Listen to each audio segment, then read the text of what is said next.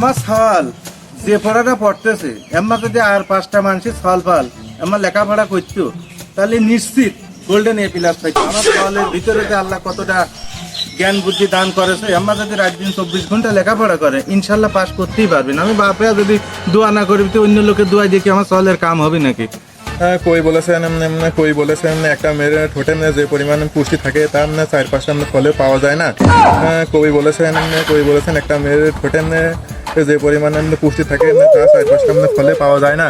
আরে এ কি ভুলভাল পড়া আমার সামনে পড়তেছিস আমি বুঝলাম না তো। দেখি কবি কোন দিন এই ঠোঁটের কথা কয় আর ঠোঁটের ভিতরে পুষ্টি থাকে যা 5টা ফলও থাকে না এই কোন দিন কয়?